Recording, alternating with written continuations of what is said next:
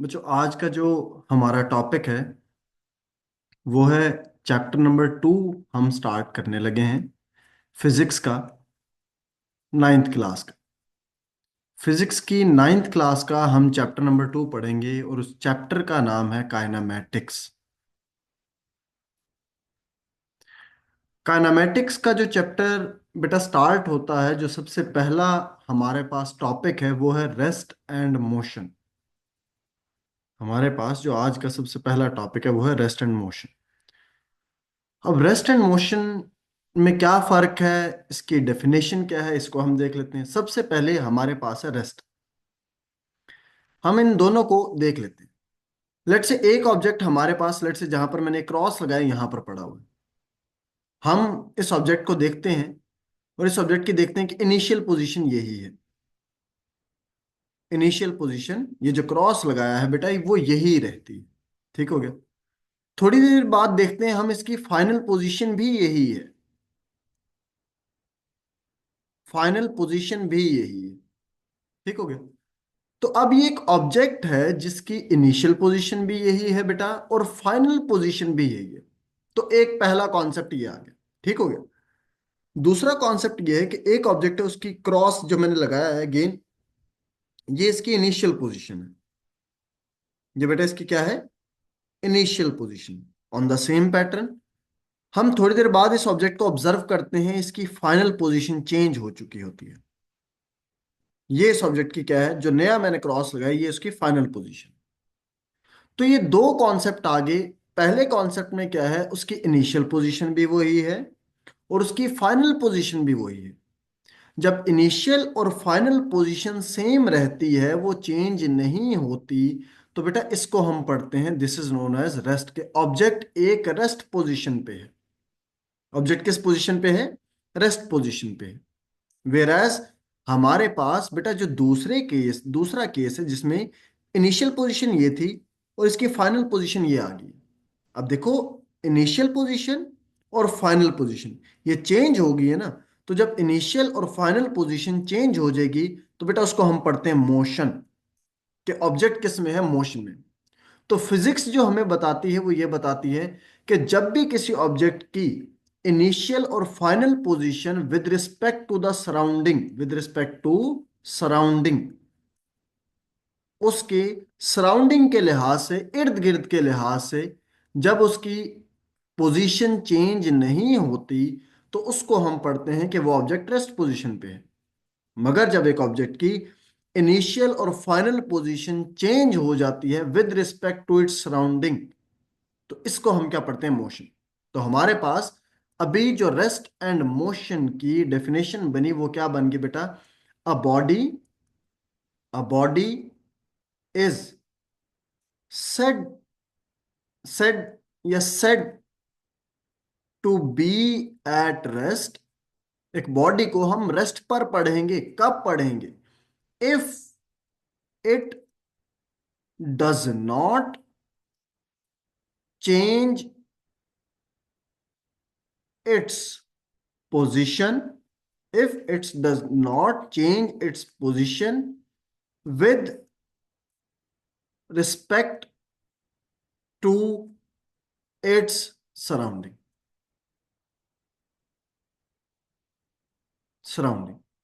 तो ये जो आपके पास डेफिनेशन बनी है बेटा, इसको आप क्या पढ़ेंगे? This is known as rest.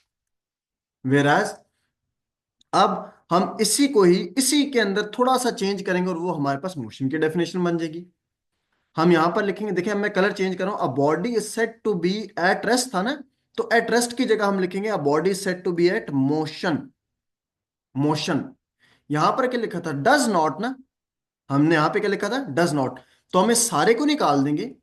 If it changes, बाकी सारे का सारा सी, if it changes its position with respect to its surrounding, बाकी सारे का सारा हम सेम रखेंगे। तो बेटा वो क्या कहलाएगा आपके पास? मोशन। तो पहले नंबर पे तो आई होप हमें ये बात समझ आ गई कि रेस्ट क्या चीज होती है और मोशन क्या चीज होती है। ठीक है। अब रेस्ट की तो आपके पास टाइप्स नहीं है। ठीक है। हमारे पास जो टाइप्स आती हैं बेटा, वो मोशन की टाइप्स आती हैं। तो अभी हम पढ़ेंगे टाइप्स ऑफ मोशन। मोशन की टाइप्स पढ़ेंगे कि हमारे पास टाइप्स ऑफ मोशन क्या है, जो हमारा इसी में ही सेकंड टॉपिक आता है। अब मोशन की हमारे पास मल्टीपल टाइप्स आती है, जिसमें सबसे पहली टाइप आपके पास कौन सी है बेटा? Translatory motion. ट्रांसलेटरी मोशन, यह हमारे पास पहली टाइप आएगी। सिमिलरली सेकंड टाइप आपके पास कौन सी आएगी? Rotatory motion. Rotatory motion. और फाइनली जो थर्ड टाइप आपके पास आएगी दैट इज वाइब्रेटरी मोशन। अब हमने इनकी डेफिनेशन पढ़नी है, ठीक है। मैं रिपीट कर देता हूं बेटा, एक हमने डेफिनेशन पढ़नी है और दूसरे नंबर पे इनको एग्जाम्पल के थ्रू समझना है, दैट्स इट। ठीक हो गया? तो translatory motion, rotatory motion, vibratory motion, these are three types of motion. ठीक हो गया? ट्रांसलेटरी मोशन में हमारे पास तीन टाइप्स आती हैं, अभी हम इनको डिटेल से पढ़ेंगे। वैसे एक लीनियर मोशन आता है, एक आपके पास रैंडम मोशन आता है, और एक आपके पास कौन सा मोशन आता है बेटा? Circular motion. ठीक हो गया? ये हमारे पास अब हम पढ़ने लगे। तो अब सबसे पहले जो हमारे पास पहली टाइप आएगी बेटा, जिसको हम पढ़ेंगे, वो है ट्रांसलेटरी मोशन। Translatory motion. ठीक हो गया? तो ट्रांसलेटरी मोशन क्या होती है? ट्रांसलेटरी मोशन में एक चीज याद रखनी है बेटा, कि ये ऐसी मोशन है जिसमें बॉडी मूव करेगी along A line. Along a line, without any rotation. Without any rotation, बस इसमें ये याद रखना है कि जब भी एक ऑब्जेक्ट मूव करेगा इन translational motion, a body moves along A line, that's it. Body move करेगी अलोंग ए लाइन। यहां तक बात समझ आ गई?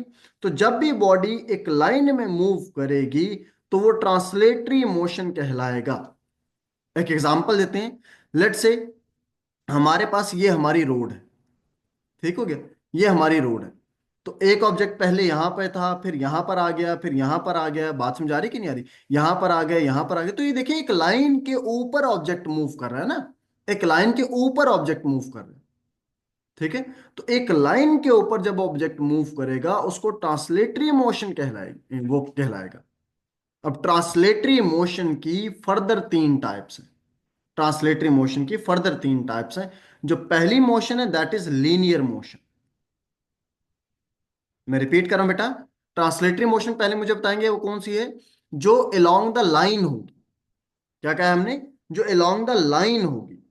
और लाइन जो है ना, लाइन के बारे में गलत कॉन्सेप्ट स्टूडेंट्स का होता है कि एक स्ट्रेट लाइन। नहीं बेटा, लाइन आपकी स्ट्रेट भी हो सकती है। लाइन आपकी बेटा स्ट्रेट भी हो सकती है, और लाइन आपकी कर्व भी हो सकती है। ठीक है? तो अब ध्यान से सुनेंगे। सबसे पहली ट्रांसलेटरी मोशन में आता है लीनियर मोशन। लीनियर मोशन कौन सा होता है? जो आपका मोशन इन स्ट्रेट लाइन होता है।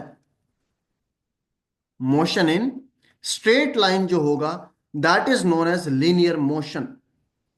Motion in straight line is known as linear motion. Let say, अब इसकी देखें, हमने क्या कहा था? हमने एक डेफिनेशन पढ़नी है और फिर एग्जांपल पढ़नी है। तो लीनियर मोशन की क्या डेफिनेशन है? Motion in straight line. और इसकी एग्जांपल क्या है? कि a body falling on earth. तो एक बॉडी जब गिर रही होती है तो बेटा देखो, वो कर्व में थोड़ी ना गिरती है, वो तो बिल्कुल स्ट्रेट लाइन में आती है। तो this is known as linear motion. Translatory की पहली टाइप आ। सेकंड, हमारे पास ट्रांसलेटरी मोशन की सेकंड जो टाइप आएगी that is circular motion. Circular motion. Circular motion हमारे पास क्या होता है कि, एक सिंपल सी एग्जांपल देता हूं फिर हम उसको देखते हैं। हम एक स्टोन को टाई करते हैं, हम एक पत्थर को बांधते हैं एक थ्रेड से, एक धागे से, और उसको सर्कुलर फॉर्मेट में घुमाना शुरू कर देते हैं। एक पत्थर को हम एक रोप के एंड पर बांधते हैं और उसको घुमाना शुरू कर देते हैं। तो ये जो मोशन है ये सर्कुलर मोशन है। ठीक है? लेट्स से एक सर्कुलर ट्रैक है। एक सर्कुलर ट्रैक है, इसके ऊपर ट्रेन मूव कर रही है। इसके ऊपर क्या मूव कर रही है बेटा? ट्रेन मूव कर रही है। तो ये कौन सा सर्कुलर मोशन है।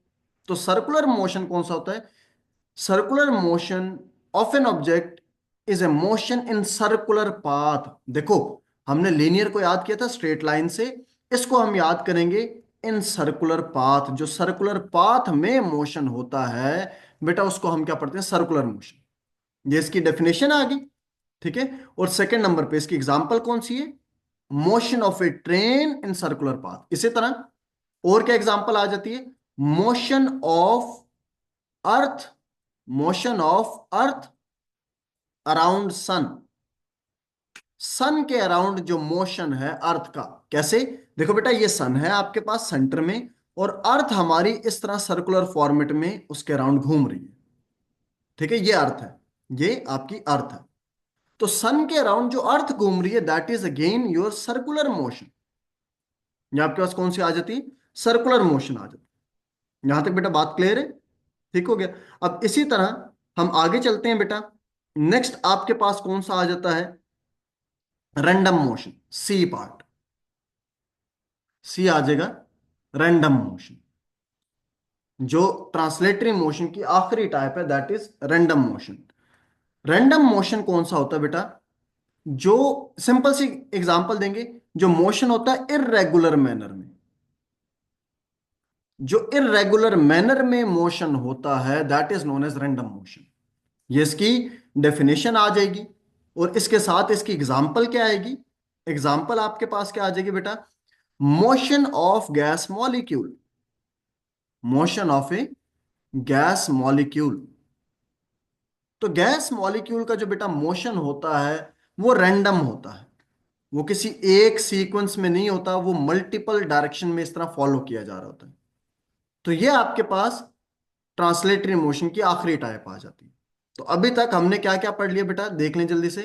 टाइप्स ऑफ मोशन में ट्रांसलेटरी मोशन हमने पढ़ा, उसकी तीन टाइप है, लीनियर, रैंडम और सर्कुलर मोशन, ठीक है। ट्रांसलेटरी मोशन कौन सा होता है, अलोंग ए लाइन होता है, और line can be a straight line और कर्व्ड, कुछ भी हो सकता है। ट्रांसलेटरी मोशन की तीन टाइप है, एक लीनियर मोशन आ जाता है, सेकंड नंबर पे सर्कुलर मोशन आ जाता है, और थर्ड नंबर पे रैंडम मोशन आ जाता है। लीनियर मोशन जो आपका स्ट्रेट लाइन में होगा, सर्कुलर मोशन जो सर्कुलर पाथ में होगा, और रैंडम मोशन जो इरेगुलर मैनर में होगा। तो ये पहली आपके पास टाइप होगी, दैट इज ट्रांसलेटरी मोशन, ठीक है बेटा। इसके बाद जो ये हमारी दो टाइप हैं ये इंशाल्लाह फिर हम नेक्स्ट वीडियो में कवर करेंगे, ठीक हो गया बेटा। थैंक यू, अस्सलाम वालेकुम।